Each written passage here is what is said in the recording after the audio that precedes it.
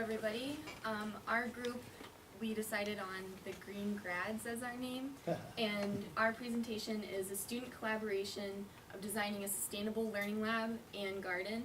And my name is Tani Holcomb. I'm Michelle Craig. I'm Gary Rodich. Wendy Hackney. Jerry Fry.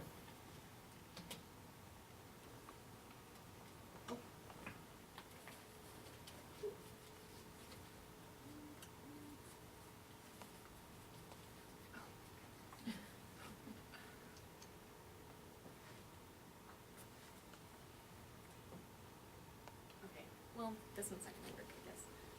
The purpose of our presentation is to explain the necessity and the opportunities of implementing a campus garden at IUSB. And we began the project hoping to learn effective methods of design for an urban garden and how to utilize the space efficiently while also making it user-friendly for the community and for the students.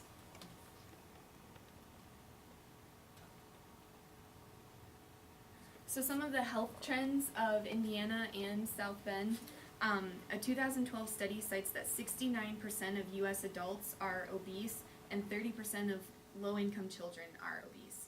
St. Joseph County alone has a 17% food insecurity, totaling over 43,000 people. Less than 55% of these people are eligible for government food assistance. And 22% of Hoosier children are food insecure right at this moment. So the background, sustainability, is essentially a connection between people, the planet, the profits, and how we can connect that to food. As everybody has talked about, the star there represents IUSB campus. The green represents the food deserts. The idea here is to essentially figure out a way to connect our garden and disperse food to low-income families.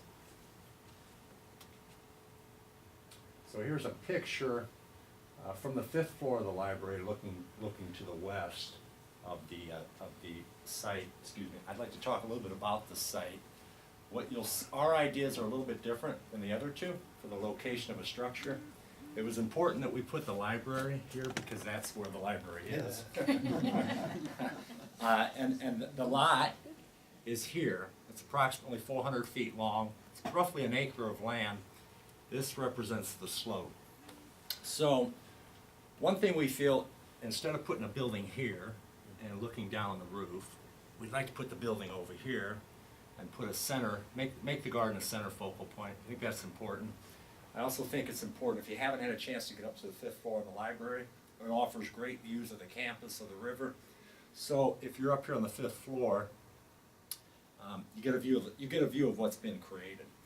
If you go up there now and you go along the west wall of the windows, it's old school. It had when I was a kid. They're the little cubes, the carrels, where it's a wall, and they're covering the west windows. Our idea is we remove all of that, plant comfortable chairs facing to the west. In the middle, maybe up there, put a miniature model of what's going on down there. So the idea would be, as somebody sitting in the chair like myself, who normally wouldn't be involved with this, and I'm looking out, I get kind of curious of what's going on out there. I get to look at the model, and hopefully, if not that day, not that weekend, maybe even the next semester, that person is then out in the garden. That's the sense of that. The other thing I want to talk real quick about is our slope, and it's not really represented in either of these. What we would like to see are possibly stairs going down the slope, and at the base of the slope is a relatively long parking lot, and just beyond the parking lot is North Shore Boulevard that runs along the well of the river. If you go just up about a mile, that'll take you up to the farmers market of South Bend. It's been around since 1924. Hundreds of cars go there on the weekend. So we felt by inviting the stairs, on the weekend nobody's parking there, we put out some temporary signs along the road, we can actually have our own farmers market and steal some of that traffic. And then what that also does is just an economical way to promote IU. Currently we're running TV commercials. This would be a really economical way to promote the campus and get the community involved. And then lastly, we spoke about the garage. That is what's on the site right now. That, we feel that can be saved, decorated attractively, and use it for our garden tools. Okay, the idea behind a lot of what we wanna plant is, we wanna allow variety, and we want to have grow boxes, which are represented here, they're a little large, but, we're gonna put varied vegetables placed next to each other for practical purposes, but also to resemble permaculture. We had, as the other group did, the idea of using the red and white flowers to, kind of decorate our IU symbol that's right in the middle of the area. We've also decided to use herbs, lettuces, and tomatoes near the new building, which is right here. Because ideally, the new building will have a small kitchen in it, and then, people will be able to come right out, grab what they need to use for their meals, and then prep that in the new building. We're also gonna have a pumpkin patch, flowers, and, those are gonna go near the IU symbol at the entrance. We're trying to draw people in to explore through the garden.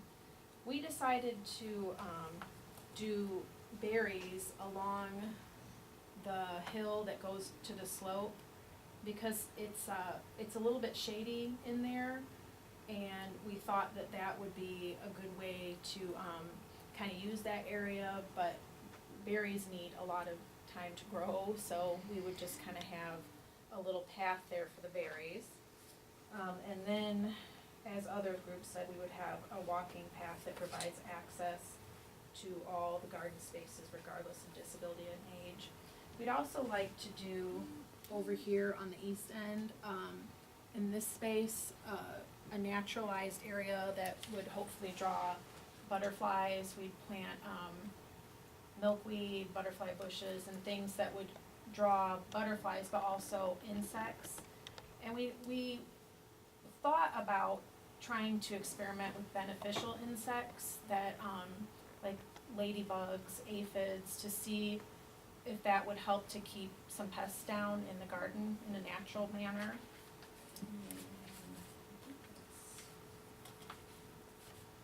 Okay, as far as materials go, adding everything up as far as what we want to start will come up to $21,715.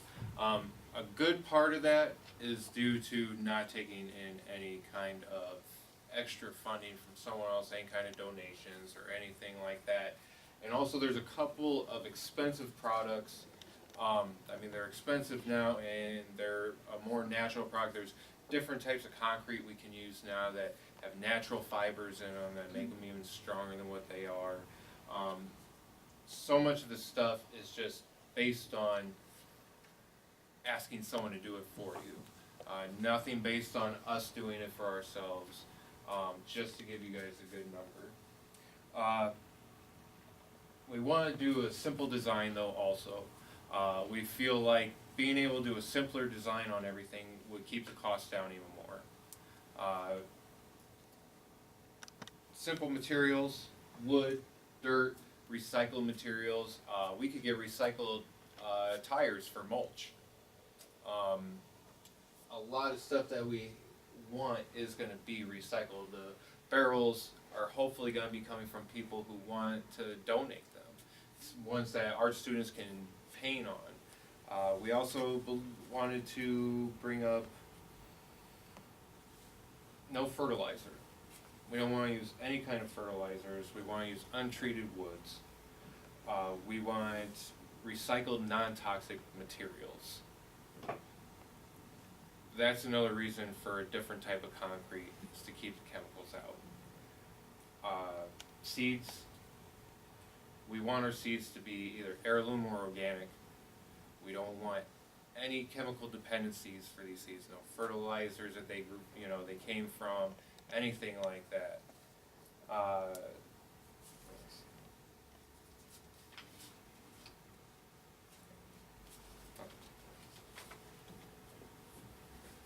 Part of our mission for this garden is to promote environmental justice as well as social justice. So we came up with a few problems and proposed solutions. The first problem is that it takes 7 calories of fossil fuel per 1 calorie of edible food. And the solution would be to decrease the fossil fuel usage by creating a local food system. Putting a garden next to your house is a lot more sustainable than driving to the grocery store. And also being able to pick something that's native and local in your area, it won't have to be shipped from California or Mexico or something like that. Another problem that we came up with was that humankind will need 50% more food, 40% more energy, and 30% more water in the next 15 years. And our solution would be to create and showcase this garden on how to lower water, energy, and food waste, and promote growing your own food at home. And the last problem would be that obesity is linked with low income due to lack of grocery stores within an accessible range, and many people have to stretch their dollars by buying cheap filling foods that are packed with highly refined grains, tons of added sugar, and tons of added fats. So our solution would be to have a campus garden to fill the gap of fresh food in the area and provide equal access to a healthy diet while also lowering the burden of food costs for low-income families, elderly people on fixed incomes, and also students and faculty members. Community Garden Network. IUSB is a unique combination of talents that could truly make this a living, working, learning lab. We can take art classes and we can have them sit out there, design different rain barrels, and I even had an idea that we can take moss, and there's a way that we can take moss, mix it with yogurt, take a little paintbrush, and make designs and have living art just from ourselves and the plants that are around us. Biology, photography students could utilize the space. Education majors could use it as a teaching tool, an alternative classroom. Sustainable students and interns could upkeep the garden and prepare the seeds, because it's going to take all of us. And I know us in this class, some of us aren't, well, some people may be taking this as an elective, but I know taking this class, all of us have just, if you weren't into it then, you're into it now. Okay? But that's what it takes. It takes us putting the effort into it. We've got to get everybody, every class after us, everybody's got to take part in this, because that's the only way this world's going to change anyways. It's the only way this is going to ever work. As IUSB students, we're the future workforce of the community. We need to partner together. Everybody's going to benefit from it. We just got to work together for it. For the next generation of students, to IUSB educators in the area, in partnership with Ivy Tech's Culinary Arts Program. And we can all work together.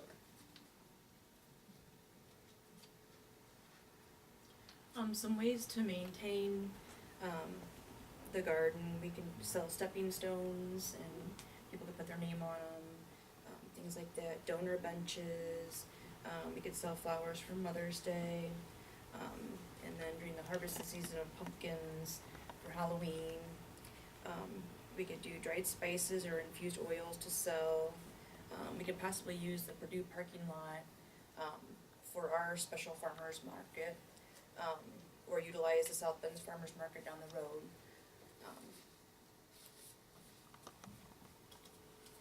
As far as some limitations that we kind of came across, creating a system to ensure that new students take over the project, kind of like he was saying, to be able to, inspire the next group of students. We had hoped that they enjoyed it as much as we did. Budget restrictions are always a factor.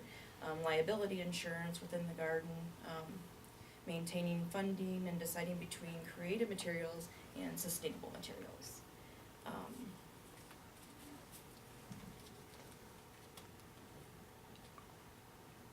And then we'd like to thank you all for coming and hope you consider our proposal.